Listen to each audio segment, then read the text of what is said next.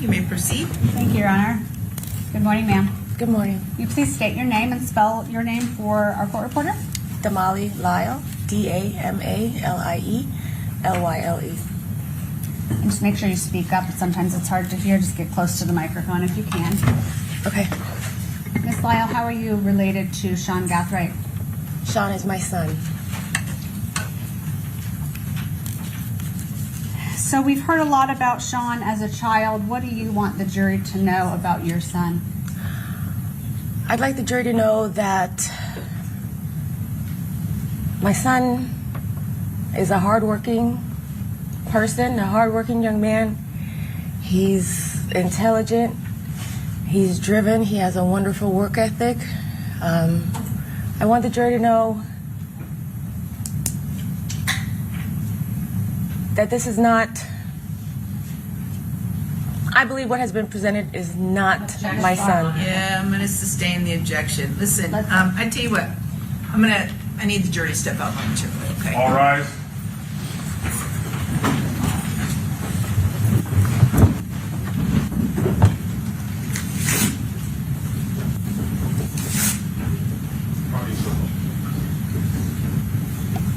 Welcome to another episode, everyone. This is Sean Gathright's mother, Sean Gathright, the accused killer of rapper Julio Fulio, who was just found guilty days ago. This is the death penalty phase part of the trial. His mother, sister, and himself have testified with aspirations of saving his life. The jury is going to make the decision.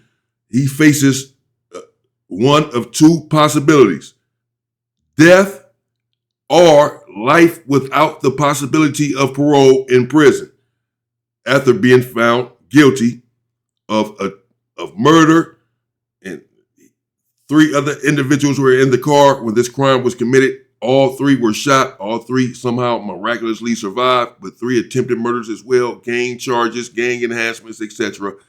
Facing the death penalty. He's 20 years old, was 18 years old when the crime happened. His sister testified on his behalf here at the death penalty phase. He cried, he wept uncontrollably. His mother is now testifying. As we can see, the judge excused the jury because the judge did not like that the mother is trying to litigate the case again, as far as the judge is concerned anyway, saying that this is not the time for that. Just speak to your son and try to save his life. Try to humanize him and speak about the sort of child that he was. But don't say that the way he was portrayed is not accurate. He himself, in fact, is taking accountability for his part in this gruesome crime.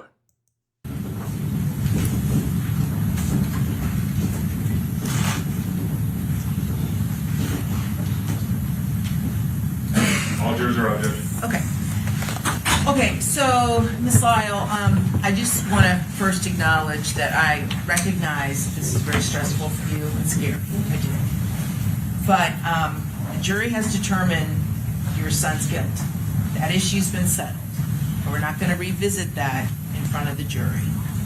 So I just want to encourage you with regards to your penalty phase testimony. The best thing you could do for your son is just express all of the wonderful characteristics about him, okay? And how deeply you love him and how deeply he's loved by his family. This is not the time to be readdressing any of the facts of this case. All right, I just want to make sure that's clear, because I want to allow Ms. Finkelstein the chance to ask you the questions she wants to ask you and for you to relay this important information to the jury. But if we start going sideways into issues that are not pertinent to this phase of the trial, then the state's going to have to object, I'm going to have to rule, and then it just really, it lessens the impact, really. I just have one question. If I say, well, what I was going to say is, this is not the son that I know, is that that's a part fine. of the... That's fine. I think, and I think because you did testify previously in the co-defendant's case, I think just based upon that, I suspect the state's a little concerned that we're going to start heading down, and so Just as long as we all understand what we're doing here, then it should be fine, okay? Okay. Okay. All right. And I can kind of guide you through it. And, I think it was because you said presented, and then that seems like evidence, and Yeah. we don't want to talk Oh. about the evidence and things like that. Yeah. Okay. Okay? All right. All right, sounds good. All right, let's bring the jury back in.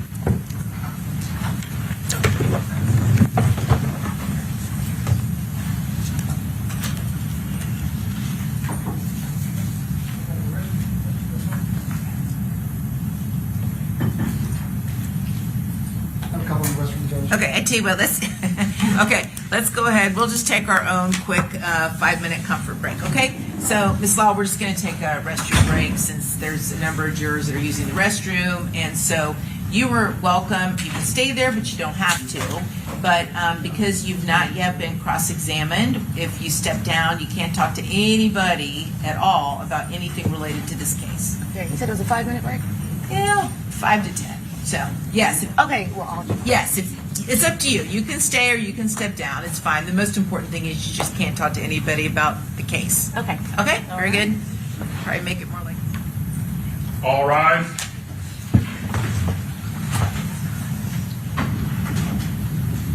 All doing very good. Okay, very good. Welcome back, everyone.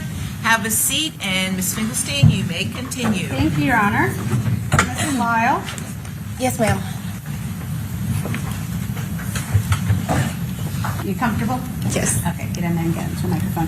So you were telling the jury, what about Sean's character? Do you want the jury to know? How is he as a son?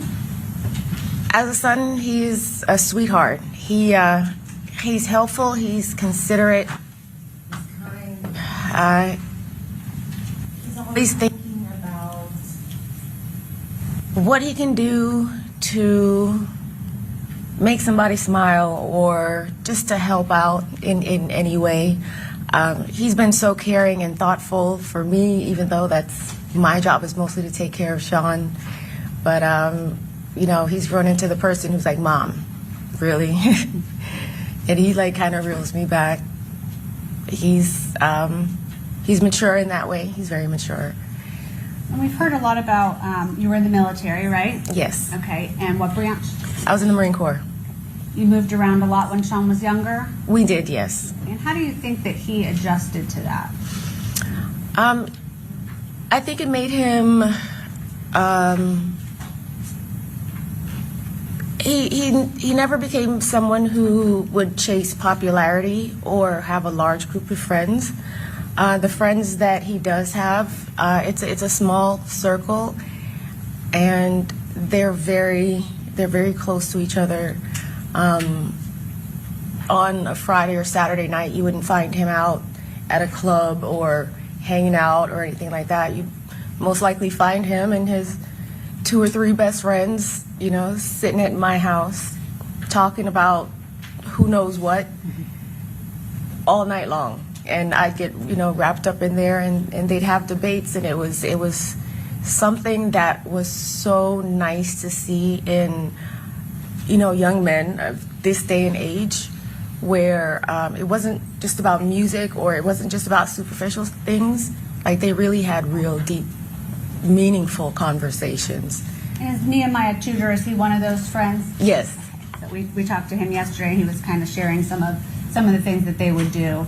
And that was when you were in Jacksonville, right? Yes. When did you give us kind of a Again, not exactly sure. Like his sister was showing all of the pictures of their childhood when she testified on his behalf and trying to save his life here at the death penalty phase. This is what they do, folks, at the death penalty phase. Your family steps up, your loved ones, your wife, your children, your mother, your father, your sister, say how great of a person you are, hoping to.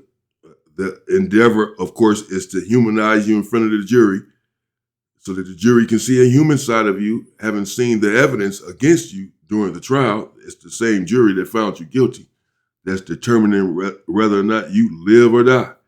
Oh, my goodness. She's trying to humanize her son. It's understandable. She's smiling. She's calm, trying to put on a particular demeanor herself. If your son was at home and debating on Fridays or whatever, instead of out running amok, then he is intelligent, is what you're saying. How come he ended up making such a drastic, life-changing, life-altering decision that has affected many people's lives is what the jury is going to want to know, I'm assuming. Again, we'll see what happens, whether or not they give this young man, 20 years old, the death penalty or not. But this is what he is faced with, the death penalty. Time frame, we've heard about obviously traveling in the military, we've heard about living in Mississippi. When did you guys move to Jacksonville? We moved to Jacksonville in 2016 after I retired from the Marine Corps. 2016? Yes. Okay, and did you stay there consistently till now, or? Yes. Okay. At any point, did Sean move from Jacksonville? Yes, he moved from Jacksonville. I want to say it was 2020 or 2021. He moved out to California with his dad for a while. Oh, sorry, go ahead. No, that's all. How long was he there? He was there for approximately, I would say, a year and a half, 2 years. What was his relationship like with his biological father? It wasn't a good relationship. My experience with their father, which is the main reason why we were divorced, he had a very volatile temper, and I think as Sean grew older, I don't think he was the kind of person who would see like another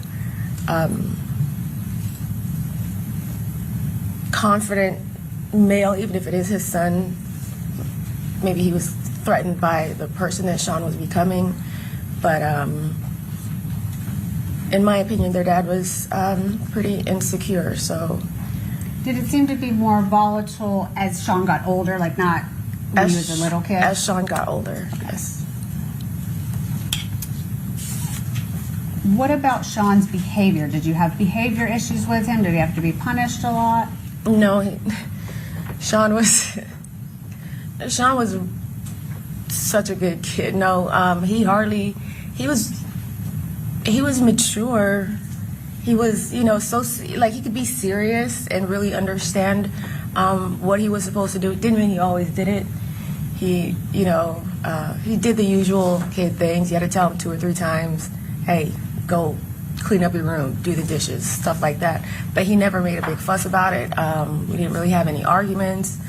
And we had one argument, and I think it was more just about frustration, about trying to figure out, oh, no, here we go. So when he started college the first semester. Where did he go to college? He went to FSCJ. So the first semester, I paid for the first semester and everything. And he, went to, but his grades were not that good. Like he was doing, I think it was like C's and stuff like that. And I said, hey, if you don't, I was like, I'm not paying for another semester. You're going to have to pay for it.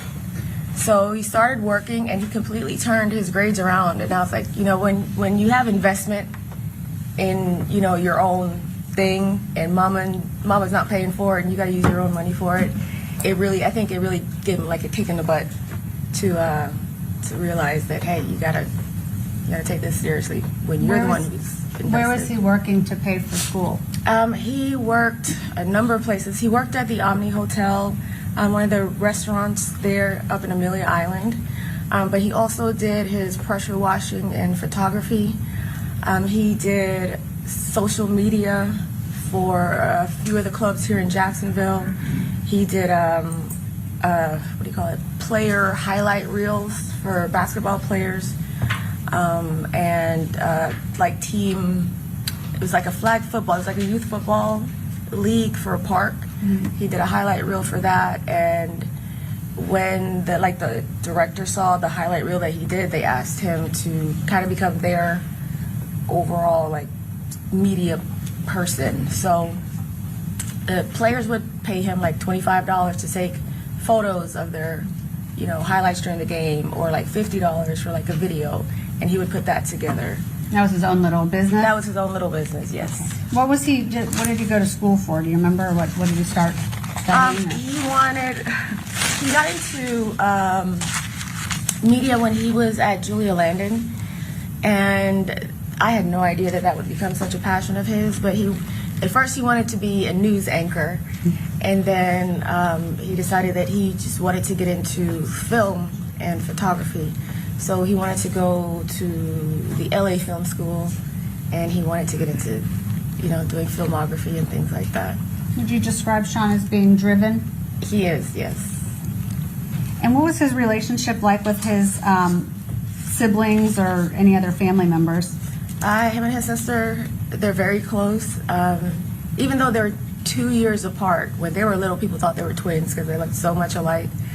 Of course, they had their disagreements, they had their arguments and everything like that, but at the end of the day, they were so completely loyal to each other that it was a beautiful thing to see how they stuck up for each other, even though at home they tell each other to like shut up and get out of their rooms and stuff like that. But outside, they are so loyal and so loving with each other.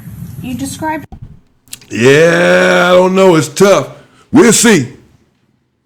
What do you all think so far? Will this testimony save this man's life? Sean Gathright, again, accused, took accountability for, found guilty of unaliving, deleting Julio Fulio. Just a few days ago, was found guilty. Him and 2 or 3 other co-defendants, all facing the death penalty. They have the crime caught on tape. I seen it last night. Ran up on him with an AR-15 and lit the car up. It was a complete ambush after they had been following and tracking Julio Fulio. The story is deep as to why this whole situation occurred, which I will get into. A little late, but whatever. I'm getting into it now. But this is crazy. This is the mom trying to save this man's life. I'm not so sure that this testimony will do it. She's speaking like a mother would speak, proud of her son and such, but saying that he was a good kid who went to school. You will be expected to say this. Not so sure that that's enough to influence the jury not to send him to death row if this is what they already had designs to do. Not sure that this testimony so far would overturn that decision. But what do I know? Perhaps they already have their minds made up one way or another. The jury, as to whether or not they're going to get this man a death penalty. They're not supposed to have their minds made up yet. Supposed to listen to all of the evidence, the testimony, and then make their decision based on the law, etc. There are loopholes for them. There is a way out for them to just give him life without the possibility of parole. We will see. What do you all think? Does he deserve the death penalty for the murder, 3 attempted murders, and a host of other charges that he has been found guilty on? At 18 years old, the crime was committed, and he is now 20 years old. Does he deserve another chance at life?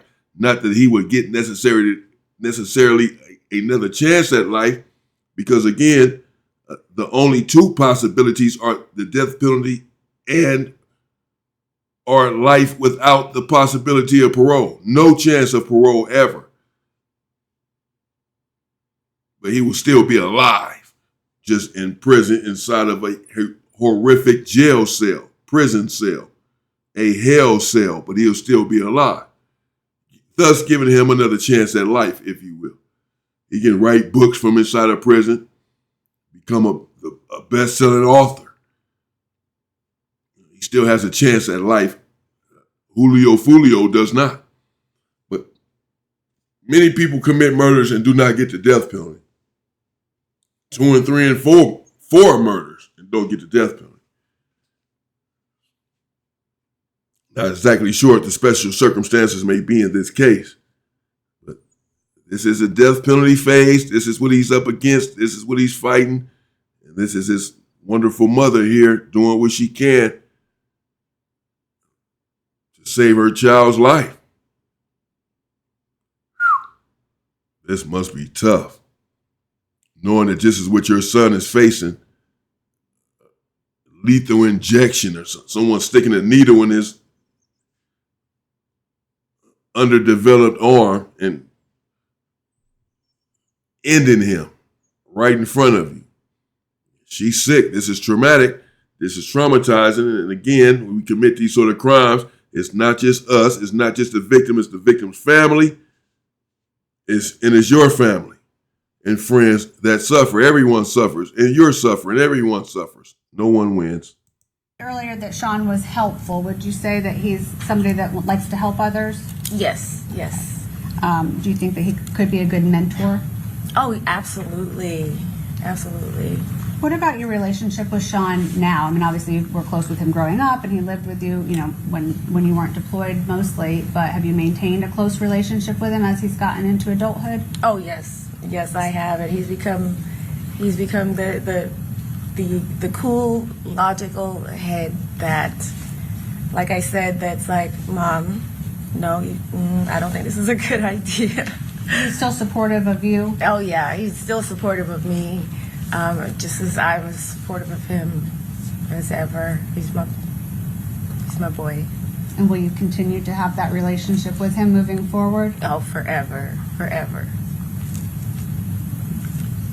Your Honor, may I have a moment? Yes. I'll pass the witness. Okay. Questions? Just briefly.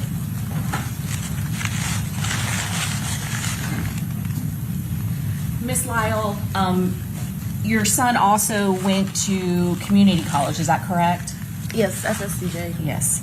And besides that brief period of time where he wasn't doing so well, he normally was a good student, is that correct? Yes. And he traveled a lot throughout growing up? Yes, as a part of just being in the military and also. With you, he traveled Yes. as well.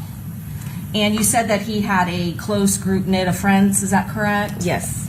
And later, while he was living with you, one of those close friends was Isaiah Chance, isn't that true, ma'am? Yes. And you didn't have any concerns about his close relationship with Mr. Chance, isn't that true? That's true. I have nothing further, Judge. Okay. Redirect? No, Your Honor. Okay. May this witness be excused? Yes. Okay. Very good. Thank you, ma'am. Wow. That's tough. Mom's breaking down. He's up against it. She's up against it, trying to save her child, her baby. This is her baby. He took someone's baby, though. And that mother is also crying. It's a sad situation all the way around. Young dudes out here in the street thinking y'all tough until you get in this situation. You're a gangster, running around with your big old weapon, quick to pull the trigger on your weapon.